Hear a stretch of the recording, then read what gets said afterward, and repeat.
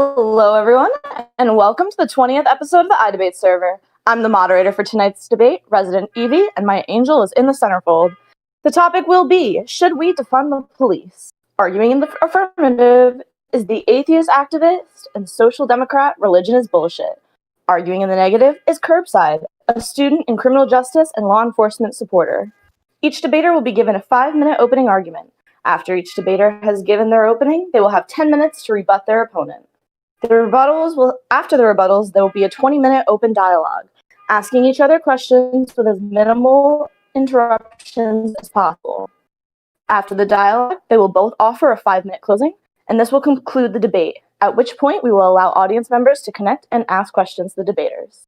The debaters will only answer questions they are directly asked, so if you wish to hear from both people, make sure to address them both.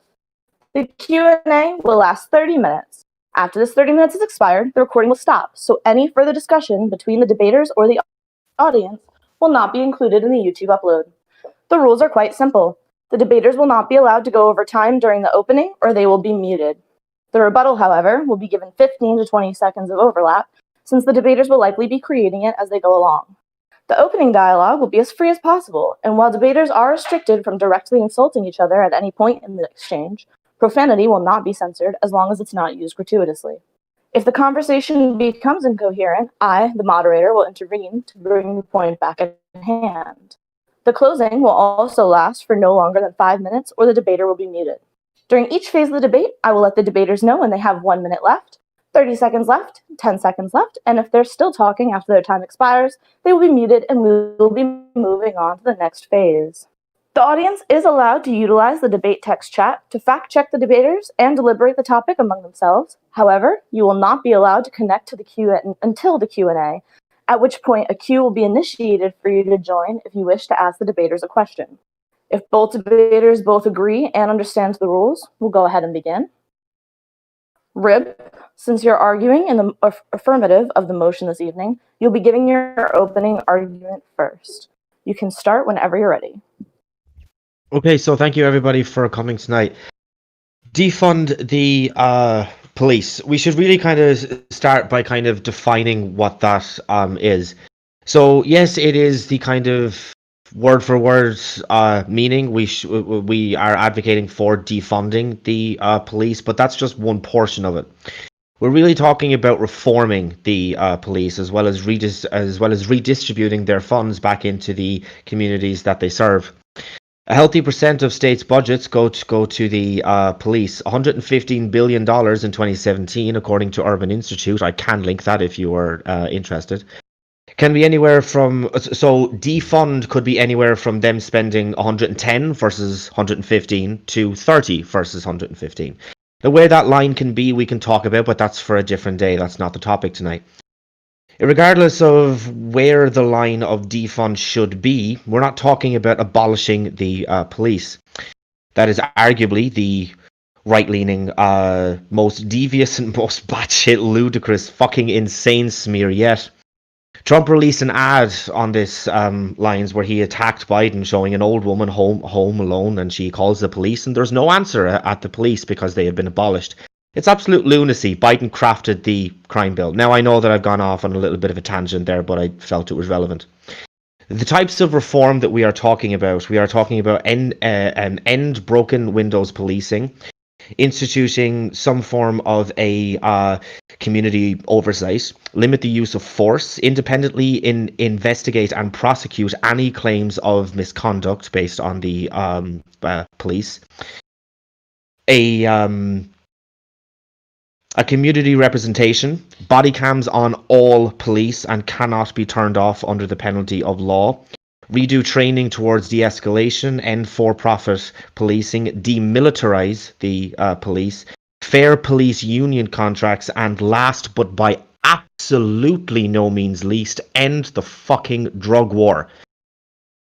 All of these will go such a long way into reforming the police while taking away from their budgets to redirect that money back into the communities. Just for example, after-school programs, youth clubs, etc. These will mean that less teenagers are on the streets after schools before their parents come home, and by definition, are away from the streets, therefore away from the possibility of committing crime. Thank you for coming to my TED Talk. That is the end of my opening. Thank you. And you can start.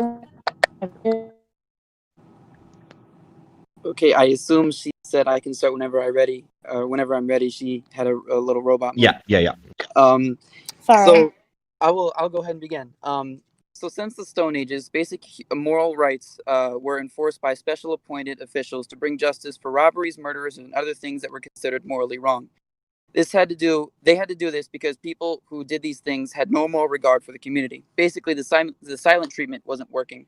Sir Robert Peel, who crafted the current form of modern policing, called the Bobbies in London 1829, and eventually the New York Police Department in 1845 were the largest cities at the time and needed to enforce basic human rights. Fast forward to 2020, the New York City's budget is only opposed, the New York City crime is only opposed by the New York Police Department. And in the wake, in the middle of riots and protesting, Mayor Bill de Blasio dropped the funding of the NYPD, and as a result, homicides have gone up to 166 victims as of late June, which is much greater than the 124 total for the entire year of 2019. 24 people alone were shot on June 5th. If we abolish the police or even defund the police anywhere near as much as New York did, we'll be living less civilized than we were in the Stone Ages. I will concede the rest of my time. All right, thank you. And we're going to add the rest of that time to your open discussion. So now we're going to move to rebuttals. And Rib, you get the first rebuttal. Okay, so I did say it in my opening. I'm rather saddened to have heard it there in yours. We're not talking about abolishing. Nobody is talking about abolishing the police. If you say that we are, you are literally making stuff up. Nobody is talking about abolishing the police. That's it. Anyway, to kind of bring up to one of your other points, of course, police are the only ones officially policing. I don't really think that anybody said any differently. We're just talking about the types of policing. So everybody knows, and like this kind of sparked or at least hit mainstream audience or a worldwide audience after the death of George Floyd. Now, it's not necessarily what we're talking about, although just to kind of explain where me and my side are coming from. We are talking about defunding the police and about retraining and about reforming the current police. It is not good enough to simply say, well, look, I get it. I get we should get rid of the bad cops, right? Everybody agrees we should get rid of the bad cops. But if you get rid of the bad cops and replace them with good cops, if you put them into a bad and a broken system, then they are eventually going to become desensitized, if not bad themselves. I'm sure for the officer who murdered George Floyd, I'm sure the 3 or 4 other police that were surrounding him, watching him murder somebody in real time, I'm sure that when they entered the academy, they were good and decent people. I'm sure they were. But through the broken, rotting, crumbling system, they were desensitized to the types of abuses that the police have normalized. And by that happening, they didn't intervene. They didn't say, hey, dude, you're kneeling on his fucking neck. You should probably stop doing that. They didn't do that. They allowed it. They didn't try to stop him. They didn't do anything. They allowed it to happen. The point here is, if you simply replace the bad cops, if even the possibility for the good cops that are replacing them, if the possibility for them to go bad is there, then the system is not working, clearly and evidently. I don't know where the rest of this is going to go because, as I said, we're not talking about abolishing, and then that was brought up. But look, at that, I'm going to leave it over to you. All right. And Kirbside, your rebuttal can start whenever you're ready. Okay. So the reason I mentioned abolish in my opening statement is because there are three different ways to go about talking about defunding the police. Some people want to push to just defund them. Some people want to defund them and form new and other forms of law enforcement, and other people want to abolish them completely. So I was just covering my bases there. My apologies for if that went off topic on your end. But we're in rebuttals right now. I want to mention something. You said you want to increase the training for police officers, but you also want to defund them. You can't just take money away from people and expect them to get better. That's like telling teachers or taking away money from teachers and telling them do better jobs. It just doesn't work like that. You said you want to redirect the budgets into other things. I assume you mean like housing and urban development, things like that, or really it could mean anything. It depends. My response would depend on what you're looking to invest it in. If you're looking to invest it in other public safety forms, I would stand behind that. If you're looking to take that money away and put it into housing, that's not really going to do much to protect the public. Let's see here. You said the system is broken, and you talked about three other cops who stood around Floyd. I agree. Those cops should not be cops. Those cops were not trained properly. Those cops did not understand that they should have intervened. And because of that, George Floyd lost his life. Rest in peace. But that does not mean the whole system is bad. I'm not exactly sure how you can say the whole system is bad just because of a few bad officers. I agree. They're not. No one's perfect. No one.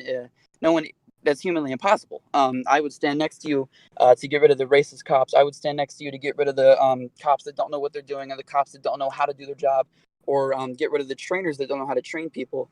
But that doesn't mean the whole system is corrupt and that we should defund the entire system. I want to, let's see here. You said, yeah, they do. Of course, police need better training. I'll stand next to you on that. But again, you can't just say, oh, you need better training, and then take away their money for that training. You'd need to give them more money for better instructors, better facilities, better equipment, better training material, even more equipment and more training materials.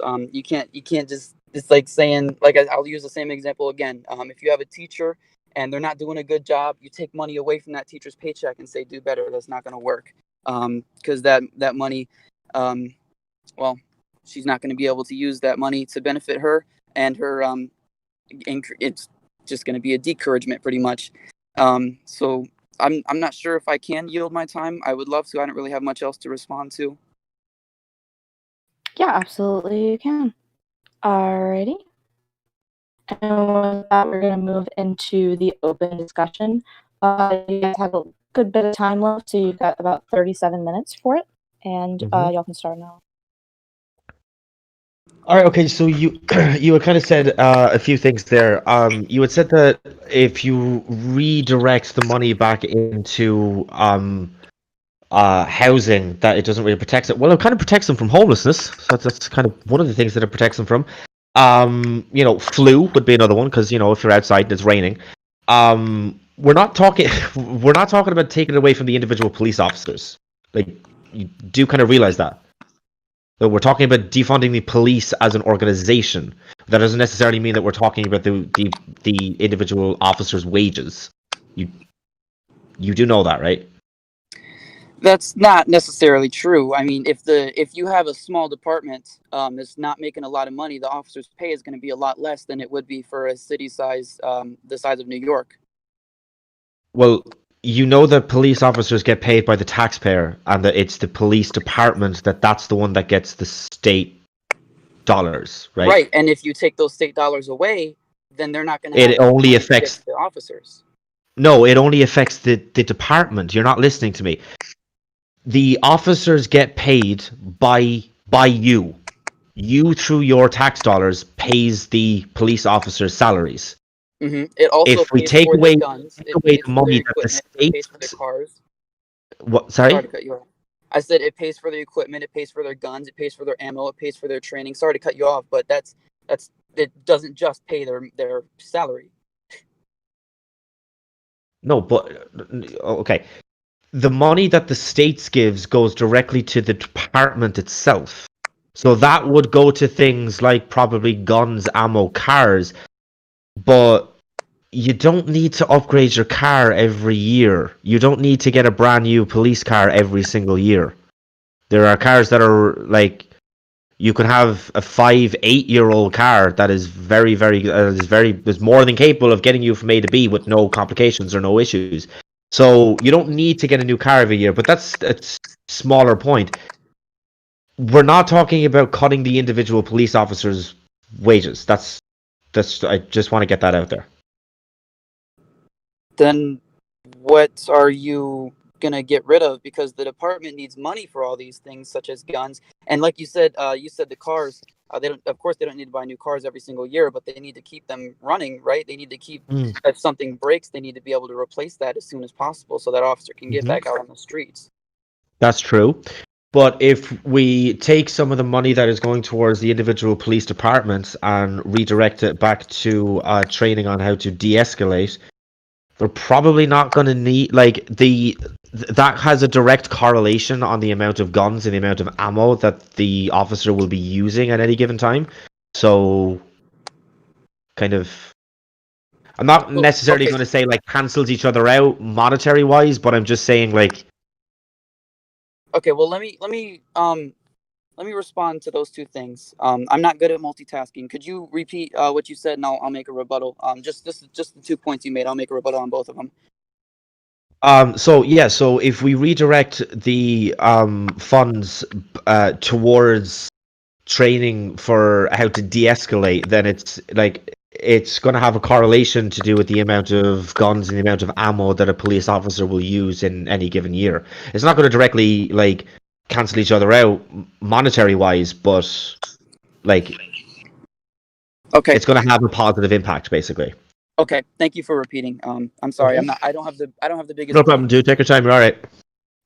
So to start with, you said redirecting funds toward training. That money would still go to the department because each department has their own training facilities. It's not, each department has their own training facilities. It's not. Oh well, let's take the money away from one building and put it into the next. It's just all one department. The chief or the sheriff or whoever is in charge of each department, they have control of how much the officers make, how much money goes to what department. They have advisors, of course, but that's the chief or the chief for police, sheriff for the sheriff's departments, and commissioner for state and highway patrol. Those guys have control of where the money goes. It's not the government saying, oh well. It's not the government saying 20% here, 40% here. The chief, the commissioner, and the sheriff, they make those decisions. Also, you said guns and ammo. They use a lot of they use a lot of ammo every year. Most of that ammo is spent in training, not on the streets. I just want to throw this statistic out there. Only 27% of police officers have ever fired their service weapon while on duty, and 98.3% of those times the suspects were armed. So I assume you're referring to training ammunition and not just on the street ammunition. Well, it would be referring to both, at the risk of being accused of being a broken record. If we redirect the funds back to de-escalation, then even in training, you don't need to use your gun. Only in extreme cases.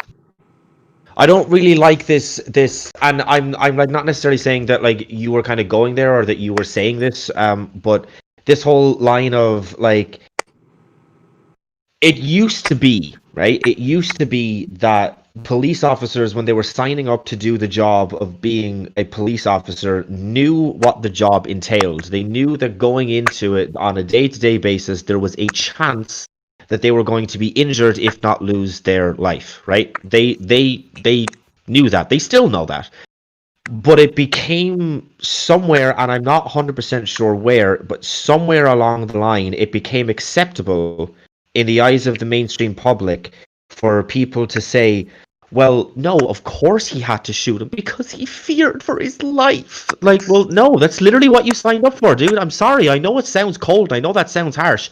But that's kind of like a soldier going into Iraq and saying, "Well, oh, I didn't know we were going to be getting shot at." Yes, you did. I'm sorry, you did. That you knew that was a possibility. So, like, this So whole thing. you would. Sorry to interrupt. Go ahead. But like, the whole point is, if you train them on how to de-escalate, then they don't need to use their guns as often. So whether it be in training and whether it be on the streets, the point is they're going to be using less. Okay, so going back to the thing about you said it's what they signed up for. Yeah, it's what they signed up for. They signed up for the risk that they could possibly die. Same with soldiers. But I don't know about you, but I wouldn't want a soldier just accepting getting shots by 3-4 Taliban soldiers or whoever they're fighting, because that's what he signed up for. I'd rather that soldier fight for his life and make sure that he goes home or goes to base at least the next day so we can continue to fight. I don't know about you. That's just me. Now, I will say that police absolutely need some better de-escalation training. But if we defund them, how are they going to get that training? Well, okay, so you know that okay. When we say defund, we're talking about taking money away from individual things, not like everything as a whole. So it's not as if like everything that a department spends money on, like every single thing is going to be cut by like 5%, right? We're talking about some things being cut by 2%, something I can't English, some things being cut by 10%, etc., etc. Like, so like we're not talking about not training them, we're talking about training them differently, right, on how to de-escalate a situation. I don't know if you saw the video. There was a video, it went semi-viral a few months ago. It was of 4 police officers in England, 4 of them surrounding a guy who had a machete.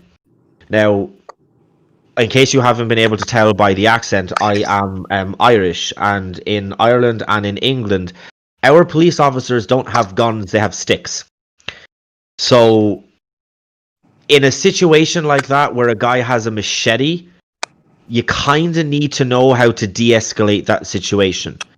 And if you watch the video, they did de-escalate the situation, and he survived. The guy wielding the machete survived.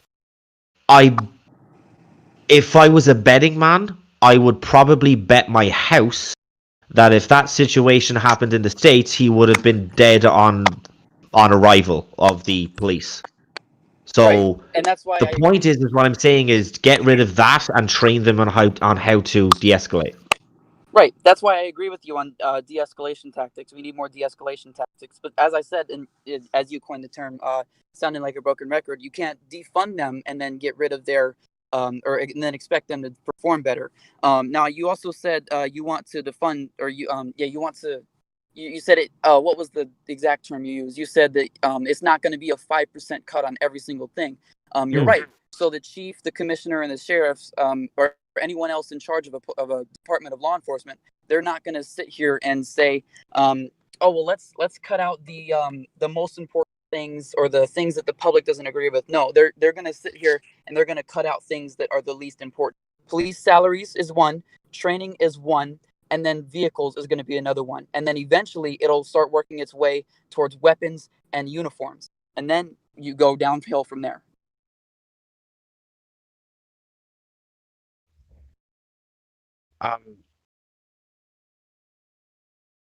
I didn't. Oh, okay. Okay, so there was a few things that you said there. I had gave a pretty lengthy list in my opening about the types of things that we are talking about. So it's not going to be the police commissioner or the sheriff or whatever word you want to use. It's not going to be them deciding. It's going to be like proper and specific pieces of legislation that is going to be deciding what changes and what doesn't. So why? I mean, like in the list of the things that I gave, and I can read off 1 or 2 of them if you want me to. Is there anything on that you disagreed with or that you took issue with? Um. Well, before I say anything that I took issue with, I want to say you said you want the government or legislation, as you the term you use, to decide where the money goes in the police departments. Why would you want someone who has no experience in law enforcement to tell law enforcement where they put their money?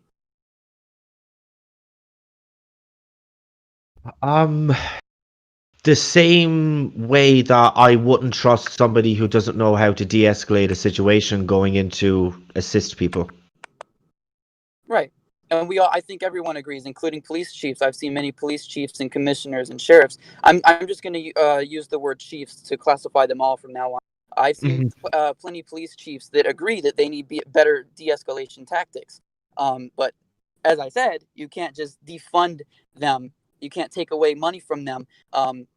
And expect them to do and perform better, and expect them to train better on de-escalation. You're going to need more money. In fact, you're going to need even more money than they currently have to train them better on de-escalation, as they're going to need de-escalation specialists, therapists, and other forms of trainers to come in and inform these officers on how to better de-escalate situations.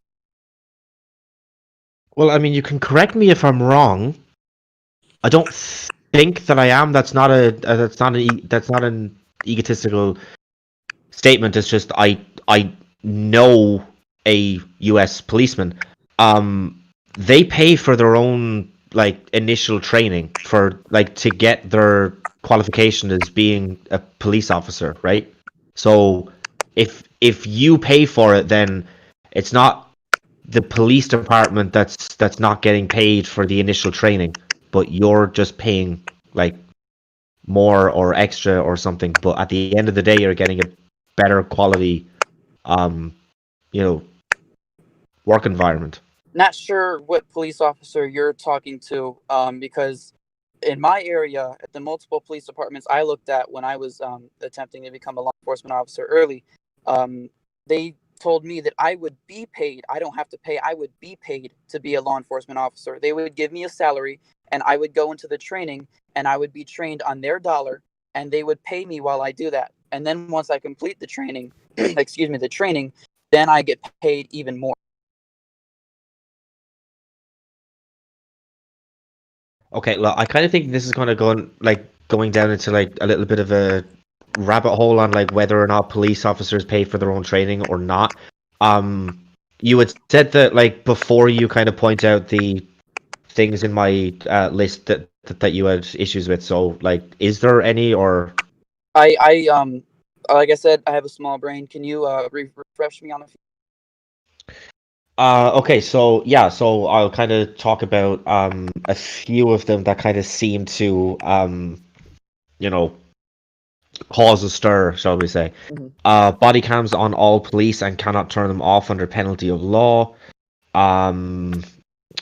Video training, although we've just kind of talked about that. Fair police union contracts and end the drug war. Okay. Those would probably be the top three that are the most hot. Let's start with the body cams. Mm-hmm. I agree. Police should absolutely have body cams on at all times and have them on. There are a couple issues with body cams. One, you're going to need money, so defunding them isn't just going to automatically, bam, let's defund these guys so they buy more stuff. Two, body cams, they don't have a long battery life. I have been in many situations where the officer's where the officer was communicating with me and his body camera was off, not because he shut it off. You could see the little on switch was on. It's just the battery ran out. The battery life, I'm not gonna make a guess, but I am gonna make an estimate. I'd say it's probably about 10 hours, 12 hours max. Even then, the body cams, not every officer has their own personal body cam. It's some departments, like small departments, they have to reuse body cams. Some departments don't even have all body cams for their officers. So I absolutely agree. We need body cams for all officers and have them on at all times. Only issue is there's just not enough money for these departments to get them that. Yeah, but okay. You're still talking about defunding the police as if it's a blanket bomb on everything. It's not, and I think that until we can come to some form of an agreement on that, we're going to be talking past each other. We're not talking about defunding every single aspect of the police. We're talking about defunding specific ones. Right. So when you say that, you're forgetting the fact that police we're taking the amount of money police already have right now, which is not enough to get body cams for all officers, and you want to take total away from them and have legislators tell those police officers where to put the money. So that money isn't just going to magically appear for those officers. Those officers or the departments, those departments are then going to have to decide, or someone, as you suggested, legislation, people who have no experience in whatsoever are going to decide where that money goes, who gets what money, and why. Well, I mean, yeah. So, like, one of the things. So, if this was made into legislation that they have to wear body cams under penalty of law, do you really not think that they're going to come up with some sort of a workaround? That if they make it a penalty of law that you cannot turn off your body cam, or that it has to be on at all times whilst you are on active duty, that they're not going to come up with some sort of a thing, so it's not like, oh no, I didn't turn it off, it just ran out of battery. Do you really think they're not going to come up with some sort of a workaround for that? I think they will, but in order to do that, they need money. And I sound like a bro. I swear to God, if there was a definition for broken record, it would be Kirbside83. The you, and I thought about that, and I forgot what I was going to say.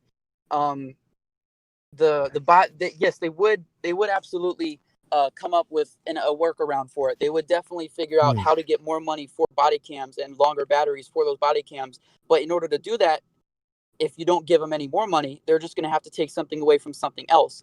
So, what was the least priority thing? What was it? Cars or bullets or uniforms, something like that. Pretty important stuff. Yeah. Okay. So here's the thing. I think, kind of acknowledged that we're both in favor of retraining, in favor of de-escalation. Yeah. That is, of course, going to cost extra money, right? That money's got to come from somewhere. So given the defund the police movement also incorporates, the reformation of the police.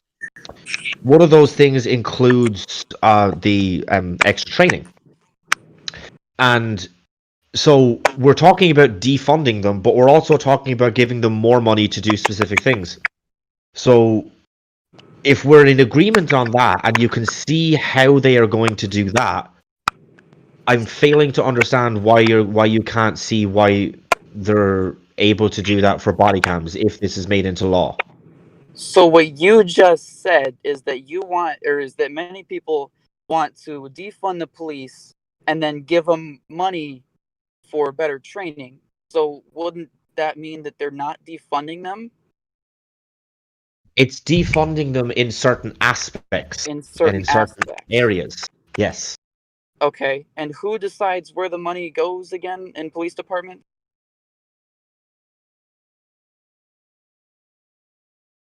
Right now, I would presume it's up to the states. No, I explained this before. It's the chiefs, sheriffs, and commissioners that decide where money goes in each department. Right, well, that's a problem. Why? Because they have an inherent bias as to where it's going to go. Because they're the most knowledgeable person in the county for that position, or in that district or area or whatever it is. If they're the chief, they have at least 20 years experience. If they're the chief, they probably have the most experience. If they're the chief, that means they're the most knowledgeable, not only at running people, but managing and training innocent or police officers, as well as they're good at their job at keeping the peace as a police officer, which means they're the most skilled, most qualified, and most important person in that department. And probably in that area. If it's a county, the most important person in that county. If it's a city, the most person in that city. And if it's a state, obviously the most important person in that state, law enforcement. Right, yeah, I understand what you're saying, but the chiefs right now, the ones that are currently allocating the funding for all of the things that you had mentioned, don't know that much about de-escalation. And so if we're talking about legislation that makes it mandatory for police to de-escalate first, second, and third, and only in extreme cases take out their weapon and use it, then the chiefs are not the most knowledgeable about that situation because they don't do that right now. So if we're talking about making legislation in order to change that, in order to make de-escalation a priority, then you're going to need to look outside. Didn't I already mention that many chiefs will agree that they need better de-escalation training, but in order to but do they that, don't know they how need to more do money. it. But they don't know how to do it. Right, so they would hire people who do.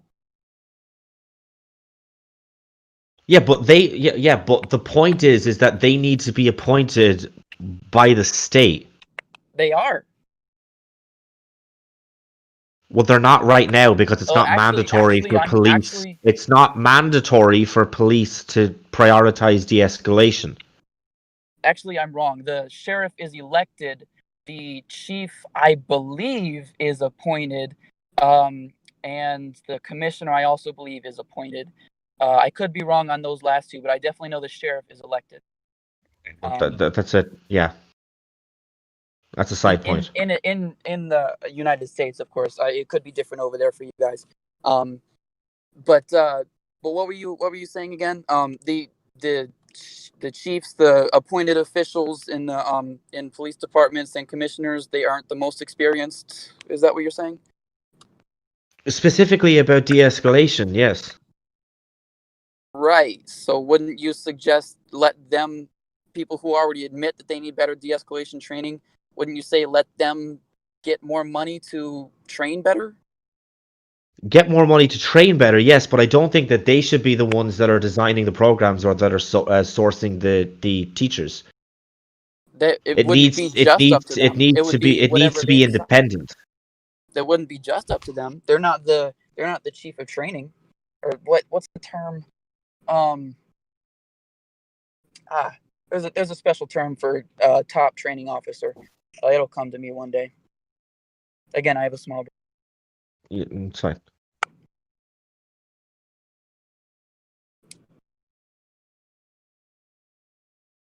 Oh no, go ahead. But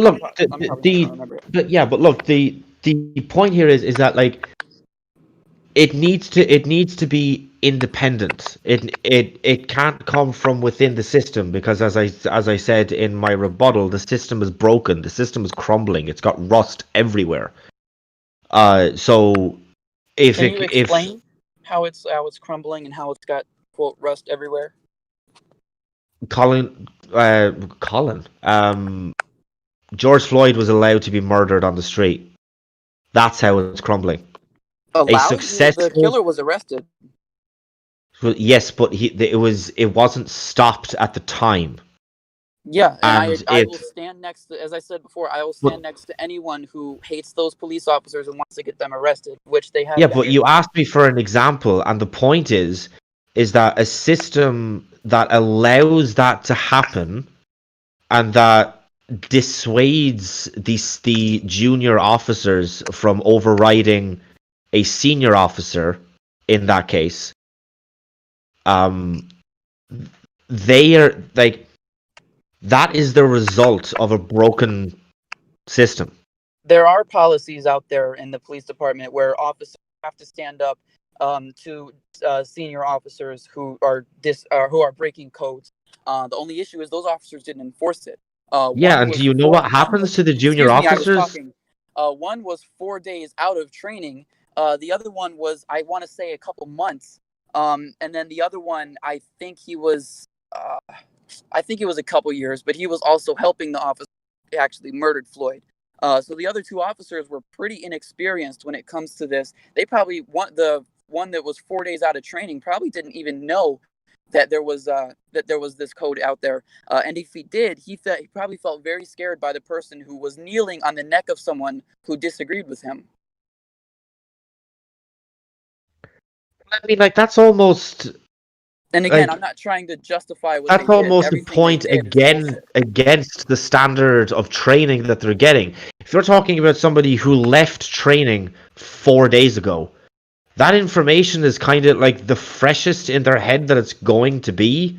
So, like, if I Right, but leave as if we've I discussed, leave college, right, of a given Monday, everything that I learned on that day is going to be the freshest in my head on Monday evening, and it's only going to deteriorate from then. So the point is that if they're only 4 days out, that information is still relatively new to them.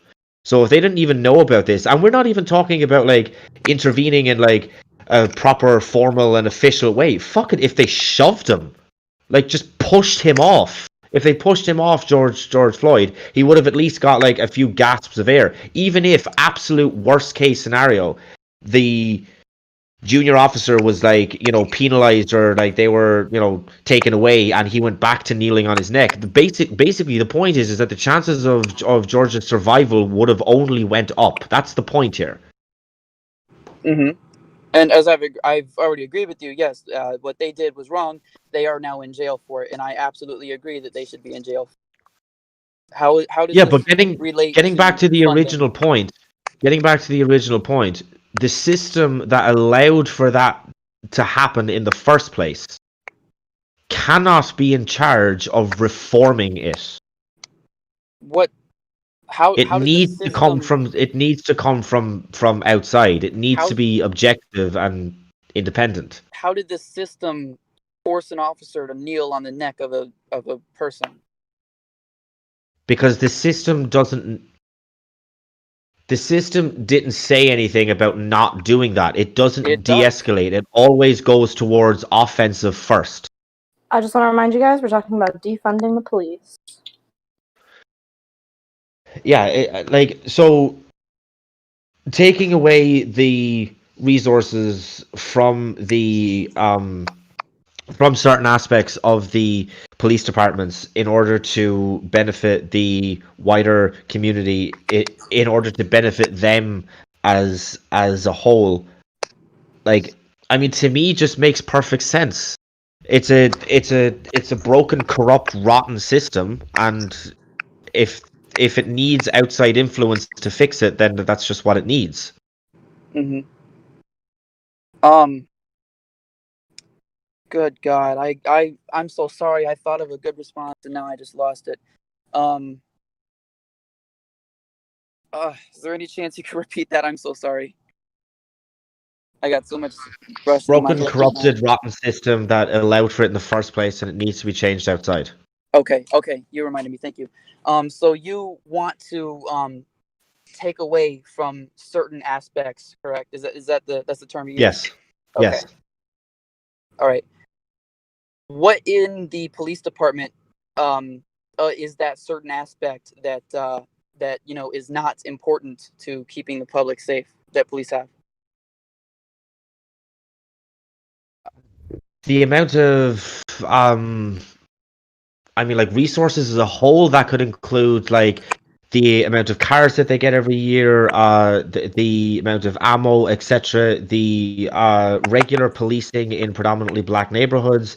They're like, there's a lot of things. These are just kind of off the top of my head. Okay, so you want to take bullets away from people who protect the public.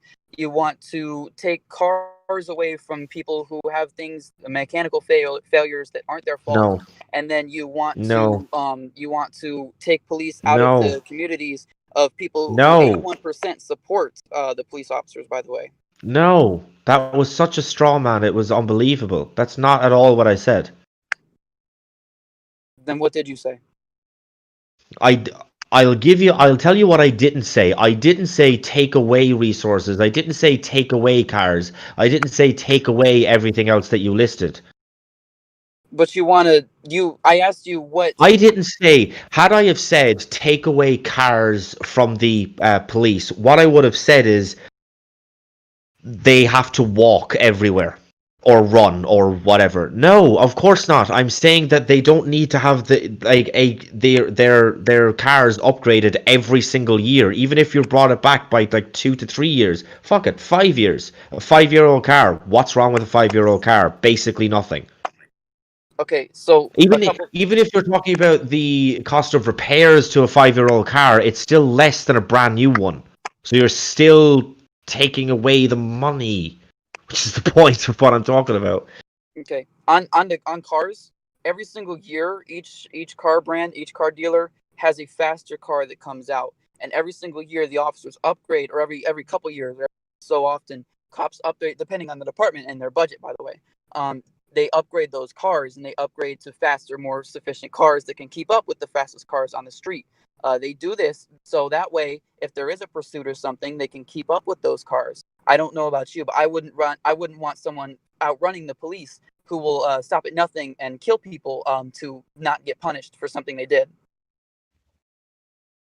So you're saying that unless police officers don't have a brand new car every single year, people are going to be outrunning the police? No, Y'all not have at all. 5 minutes. Not at all. I'm saying that police officers need to have the fastest possible car. That doesn't mean upgrade every single year. A Dodge Hellcat is still 2019 Dodge Hellcat is still going to be faster than a 2007 Ford Fusion. Obviously, I'm not saying Yeah. that. I'm saying that the 2019 Dodge Hellcat is going to be faster, or is going to be slower than the 2020 Dodge Hellcat. I mean, look, I don't know kind of like what part of the US that you're living in where every single criminal has a brand new car made in 2020 and therefore by definition is going to outrun the police, which by the way is the dumbest fucking thing I've ever heard. They all have radios, they can all coordinate, they can all say I'm going down this road and then block them in. That's like outrunning the police is extraordinarily rare, unless of course you've just spent the whole day playing GTA 5. The point is that just doesn't happen. So they don't need a brand new car every single year. I'm not saying every single year, and never have I said that. I'm saying they just need the fastest. They need a car that's faster than the most. Well, if you didn't say every single year, then what's the problem with them upgrading them every 5 years? Because they need a car that's faster than every single new release car. Right, so they need a new car, but they don't need a new car because the problem with the 5-year-old cars is that they're not as fast. Do you see how circular your argument is? The speed of vehicles. If you get a cool air intake on a 2019 Dodge Hellcat, that Dodge Hellcat. Right, but we're not talking about banning upgrades. We're talking about not giving them a brand new car every single year. You heard what I said about 2 minutes ago, where I said that repairs or upgrades is still cheaper than buying a brand new car, so that's still feasible. Yeah, I would sit here and agree with you that every single year they do not need new cars. But what I'm saying is they need to upgrade those cars every so often so they can keep up with the fastest cars on the street. For example, if there's like I said, the Hellcat, that car is going to go a lot faster than a 2007 Dodge Charger that police have.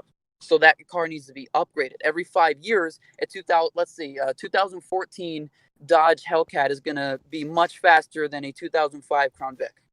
Much faster, even with the upgrades. So they need a new car. Dude, this is what I'm saying. I don't understand why you're talking about a 2007, because that's a 13-year-old car. I said every 5 years. I don't know why you're talking about like the brand new cars being able to outrun a car made in 2007. That's like, okay. I never said that. So you're literally strawmanning me right now. 2015 Dodge Charger, police. Yeah, Y'all have 1 minute. Okay, so you've kind of backed off of that argument there completely. Okay. Anyways, so I have a couple stats, and we only have 1 minute, so I just want to say a couple things. First off, thank you for not mentioning race. I'm just gonna bring it up though. I did mention race. I said thank you for not bringing it up, but I'm going. I did. Oh, you did? Yeah. You did? Mm-hmm. Okay. Well, here's something for you. The Bureau of Justice and Statistics, my favorite people, they found them and the FBI both combined found 93% of all premature black deaths in America were caused by black-on-black crime. 0.0004. If you 1350 me, I swear to fucking Christ. I was speaking. Thank you.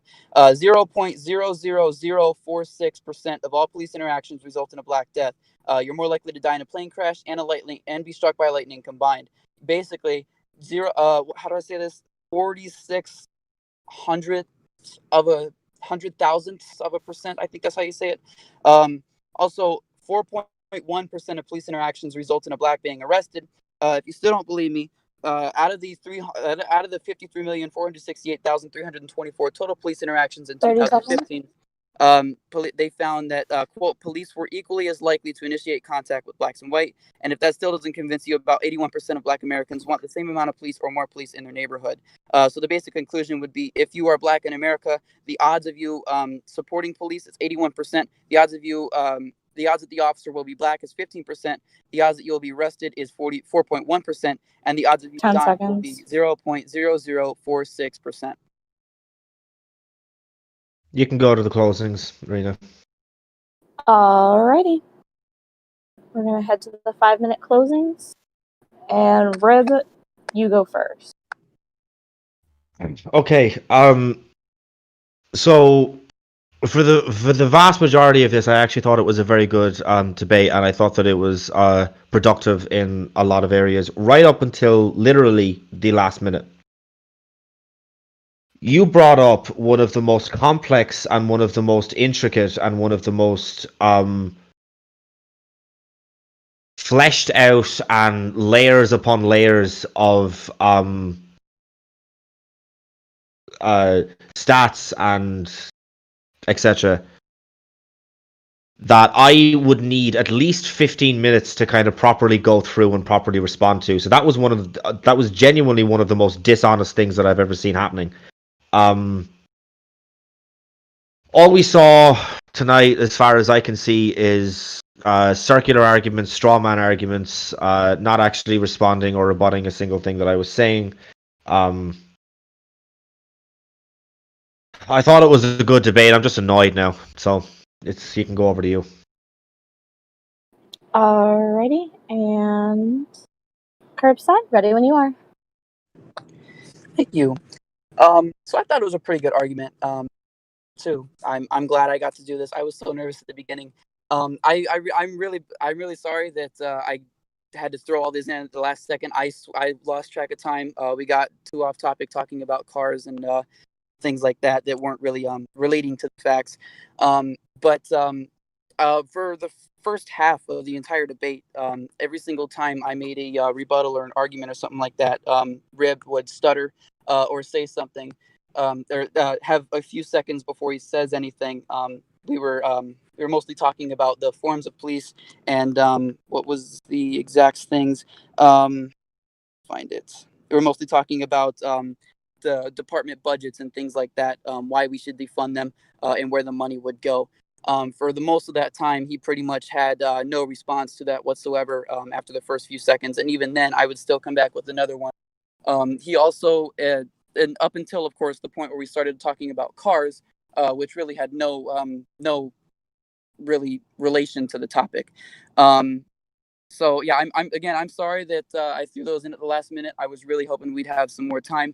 Time just got away because we were talking about cars and how important it is or isn't to have a new car or a faster car that can chase someone if they're outrunning the police. Without regards to highways, by the way. Obviously, you'd need a car faster than someone on the highway. You can't just box them in. You can on the city street. So that's really all I have to say. Again, I'm sorry for throwing that in the last minute. I really wish we would have more time. Maybe we could do a part 2 or something like that soon. Until then, I'll yield my time if that matters anymore. Alrighty, thank you guys, and that concludes the formal part of the debate. Now, the Qbot is not actually working in this chat right now, so if you have a question, please react, thumbs up, whatever you want, on the message that I just posted in formal debate. And when your time's up, I'm going to unmute you and address you. So we do have a first reaction from Mox. And I'm gonna unmute you. Can you talk now?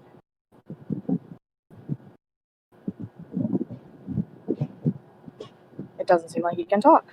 How do I? Who is it? Box? Yeah, I unmuted him. There we go. Oh, he left. Hang on. Okay, I figured it out. Hey there. Are you there? Yeah, there you go. We can hear you. Oh, Right, you can hear me? question. Yep, just make sure you address whoever you want to answer your question, and if you want both of them, you have to address them both. Thank you. Shoot. I forgot which one was against defunding the police. That's Kirbside. Oh, Kirbside, where are you? I'm right here. Okay. To you, Kirbside, well, basically, you're thinking that the police would have to take in all the responsibilities of, like, having to defend, like, to put down, like, to de-escalate a situation. Like, of course, both of you thought of police de-escalating the situation, but you were thinking that the police need more money to do it. Why couldn't, like, we move the work to social workers or people who are more knowledgeable in de-escalating situations and hearing people out, like therapists or social workers, rather than have it all placed on the police? Are you concluded? I don't want to interrupt you. And one more quick little thing. If we do defund, I'm not thinking of completely defunding, like cutting all funding, but lowering funding and putting it into other things that would help de-escalate, like people who more knowledgeable in de-escalating the situation rather than the police who are more knowledgeable in more defensive measures than actual de-escalation. Now I'm finished. Okay. So I'll address the first point that you made first, which was police. Why shouldn't we have social do the therapeutic type things? Is that the correct question you're asking? Yes. Okay. So the reason we wouldn't want that is because a lot of the times, including mostly on traffic stops and domestic violence, those people are so aggressive that the police need weapons. And if you have someone that's sent in there without weapons, then it's not really going to do. They're not really going to do their job well. You'd have someone who is aggressive, who has no respect for people of law, and don't really care really what happens to anyone other than themselves. So it really wouldn't work. You can't just have a therapy session on the side of the street. The police would be a much better situation, as in case they do start getting more aggressive and start reaching for weapons and things like that, then the police are prepared already and they're already looking for that type of thing. You also asked why not put money in someone who has or someone who's better trained. Is that the other question you asked? Well, to put money in, like, social workers or like people who are better trained in de-escalating situations. Okay. Like, Yeah. So if we do defund it. yeah, so it would pretty much be the same thing that I just mentioned before. You'd have people that are not prepared for life or death situations, and they're in a life or death situation, or could be in a life or death situation. Now, I'm not saying all domestic violence and all traffic stops are going to result in a death, but those are the highest risk for police officers. And the only reason the number's not higher is because they're armed and prepared. If we send a social worker in, it's just the number is just going to be higher. Does that answer your question? Yes. Okay. Alrighty. And the next person that has a question is going to be. Thank you for who are muted. It's going to be Esther. You can probably talk.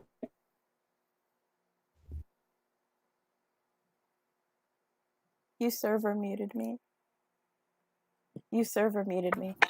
while I was trying to unmute myself, but it's okay. My question is for Rib. Just a short one. So the story that you told about the machete thing, where like it was a guy with a machete and 4 police officers, and he still made it alive. Yeah. Was he harmed in any way? Like shot in the arm or like with a taser or anything like that? No, he wasn't shot at all because they don't have guns. Oh, okay. Do they have like Um, tasers? the police in Ireland definitely don't. Okay. England, I'm pretty sure they don't. I'm gonna say I'm about 75% sure that they don't. So yeah, I hope that answers your question. I could be wrong about England, but I'm definitely not wrong about Okay. Ireland. But because this situation took place in England, there's a slight possibility that he was tased, but I don't think he was. Okay. I going on that, I wanted to know, like, do you know how much money the police in Ireland gets funded? As an actual number, no, but I do know that it is. So you have the states in the US. We have counties in Ireland. It's not funded county by county. It's funded as like a whole. So it depends on the size of the station, but yeah, it goes to things that are kind of that are like we see as more needed. So as like de-escalation to proper tactics in order to kind of like corner somebody so that you don't escape the police. There's stuff like that. Like there is like basically I know that Kirbside kind of like went off and listed the chances of what's going to happen if you encounter a police. The chances that you are going to be shot by a cop in Ireland is 0%, and it has been that way for decades. Okay. And do you know the crime rate in Ireland right now? Or as of like within the decade or? I don't, but I'm sure it's only a quick Google away if you want to bear with me. Sure.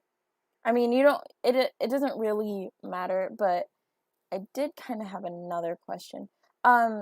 Is it have you taken into consideration in any way, because you did a lot of comparing between Ireland and America, so have you taken to consideration the size of the country and like the population of the countries and the homogeneousness of your country versus ours? I may just be having a brain fart moment, but and I'm not even necessarily saying that I didn't, but when did I refer to like when did I compare and contrast directly between Ireland and the US? No, I don't mean compare and contrast, but I mean you refer Yeah. to Ireland a lot, and that's perfectly fine because you live there. But I just Okay. wanted to know, like, what are your thoughts on like how you would bring things up like that versus like in America where things are like vastly different, and like still wanting to defund the police, because like the control is probably like really different versus how it is in America. I'm sorry, could you just restate your question for just So briefly? Sorry. yeah, so have you taken into consideration the huge size of America and the Yeah. population difference and like the homogeneous ness of like other countries compared that of America?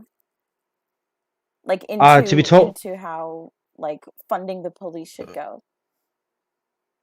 to be totally honest, the honest answer to that question is no. But to the best of my knowledge, the only kind of time that I would have referred back to Ireland is just to kind of talk about the fact that we prioritize that we don't offensively respond to a call out that we so like that would be the only sorry You're fine. the only kind of so there was that, and there was the other example of the chances of being shot by a that's 0%. But like that's something that I don't necessarily think that I would have to kind of compare and contrast about, because like we just don't have guns, so that's just literally just not going to happen. I don't want to be guilty of dodging your question. I'm just not. I wasn't I'm trying just to not 100%. accuse you of Yeah, no. comparing and It's just contrasting. it's just on the things that I did bring up about Ireland. I didn't necessarily feel as though I needed to take into consideration population, etc., etc. Do you know what I mean? Yeah. Okay. Thank you. If that was an oversight on my part, then obviously that's just something that I'm guilty of, and I'll obviously try not to do that next time. But yeah, Okay. Thanks. no problem. All right, I might be a little robotic right now, I can probably tell. But the next person is going to be Joe and Tom. And it seems to be the last question. If not, y'all can react in the formal chat. And Tom, unmute.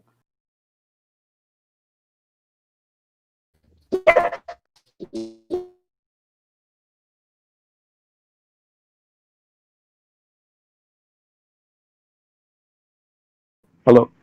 Hey. So, is it alright if I have two questions for Rib, if that's okay? Yeah, sure.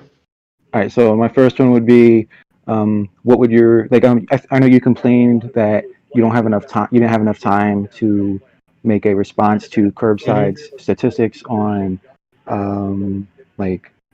police killings compared to like police interactions. So, Yeah.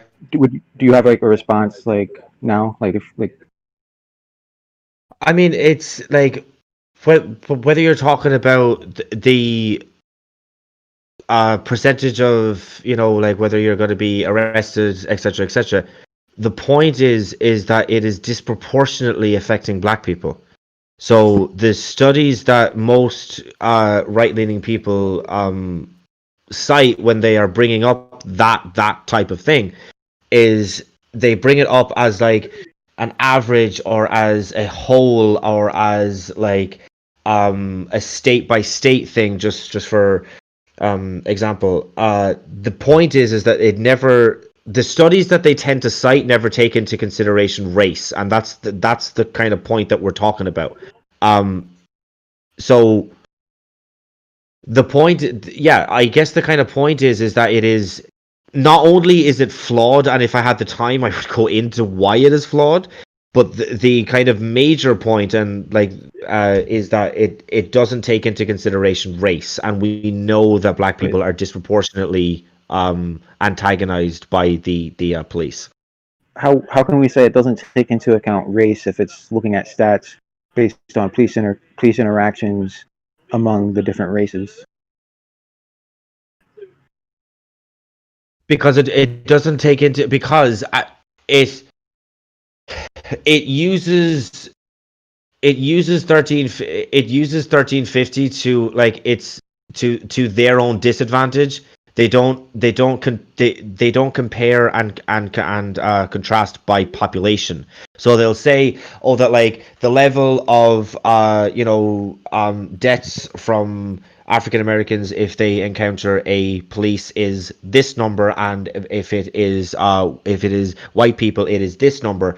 And oh my God, white people is so much higher. They're like oh my God, no, but they don't talk about the population numbers though. That's the point. They don't put it into its full context. They limit the context and then pretend like they've achieved something, which is ridiculous. Yeah. All right. My second question would be, I think if I remember correctly, you said nobody is advocating for fully abolishing the police. Yes. So okay. So I know that there are individuals. Nobody serious, nobody who is like actually going to be affecting legislation. So okay, so in the hypothetical that this goes to Congress, right? There is nobody in Congress who is in favor of abolishing police.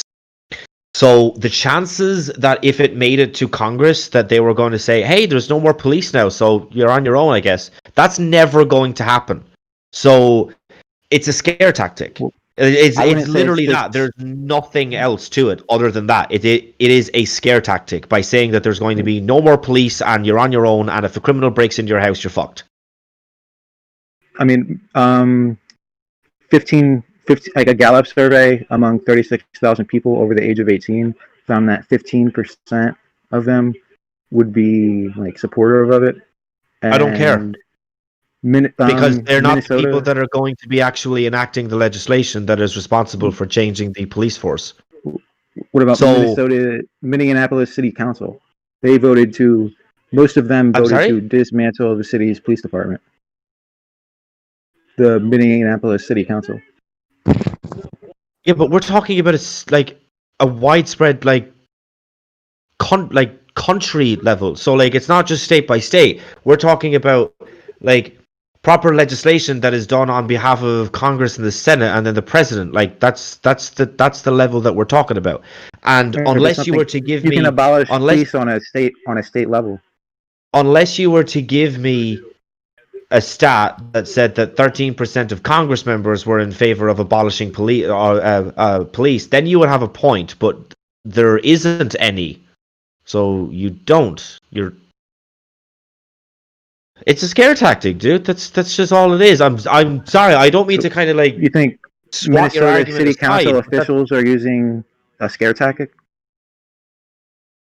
If they're saying that there's going to be no more police, then yes. If they say that if you ring 911 and nobody answers or nobody ever shows up, then yes. I mean, if you look at a place like the Seattle Autonomous Zone, this literally did happen. People with those beliefs literally took over a area and had no police. People in that area, if they called the police, cops would not be able to get to their house. Cops would not be able to help you. Right. And how did that turn out for them? I wouldn't imagine very well. Really bad. Really bad. Yeah. Okay. So there's your argument against abolishing the police, which is never something that I was in favor of anyway. I think it shows that people do support that, and people. It's really not. Okay. I don't think labeling it a scare tactic. Answered, Joe? I don't think labeling it as a scare tactic is right. But is your question answered? Yeah. I'll just take just an extra 30 seconds or so. It may not be right in your mind to call it a scare tactic, but it's accurate to call it so the point is that anywhere where this has happened, which you have just pointed to as somewhere where it has happened, it's ended up terribly. So we can take that as a learning experience as to why we should never abolish the police. To happen, right? I'm sorry? Just because it turned out badly doesn't mean that some people still don't want it to happen. Then they're idiots. Fuck them. I don't care about them. If you're looking at an example where it turned out terribly and you still want it to happen, you're an idiot. Alrighty, so we still have another question to get through, so I'm gonna have to keep this short. Thank you for your time, Joe. Yep. And the next person to talk is Raven. Kirbside, guy goes for Kirbside. I came in a little late, so if you did answer during the debate, forgive me. I feel like you could have described your argument involving the car thing a little better, right? Surely not every person, not every drug dealer or criminal or robber around the street, is driving a perfect brand new Dodge Hellcat. Surely they're not all out there driving brand new sports cars. So, I mean, come on, the argument that they need these upgrades for police cars, every year to keep up with the brand new makes and models, surely it can't be that common that they're driving through the ghetto and see a pimp in some sparkled out brand new vehicle. Yeah, absolutely. So I was just wondering if you could explain that argument a little bit better. Whatever reason there could be from that, these upgrades so commonly. Yeah. Sorry to cut you off. If I did. So yeah, I'm definitely not saying that every pursuit is going to be with a maxed out Dodge Hellcat, turbocharged. I'm not saying that. The reason I'm mentioning it is because I would rather police out have the ability to chase someone if there were in that situation, rather than have the person who will stop at absolutely nothing get away from them, just to evade punishment. You know what I mean? Does that kind of clear it up a little bit? I get that, but it just feels like I'm just wondering, are there any other examples you could give besides just being prepared for it? Because I mean, let's be honest here. It's not like every cop out there is, Bruce Wayne. They don't all need a tricked out supercar that could climb walls and everything. So I was wondering if there's any other argument you can give, like any other justification you give besides fast car. Well, not really, actually.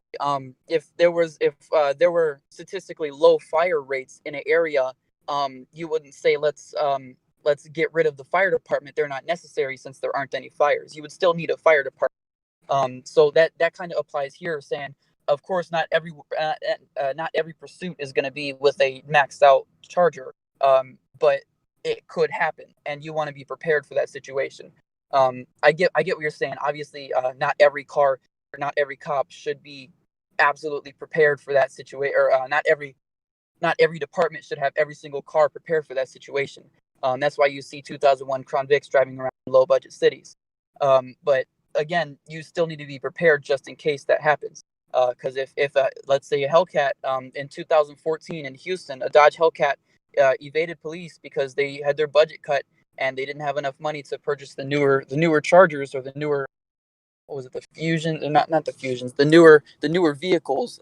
They didn't have the money to do that, and that car got away even from the helicopter. So I'd rather the cops be prepared and not let that happen again, rather than it may happen, but it's not likely. You know what I mean? All right. Does that answer your question? Yes, it does. Thank you. Alrighty. With no other questions, thank you guys all for coming, and thank you to both of the debaters. You guys did awesome. See you all next time.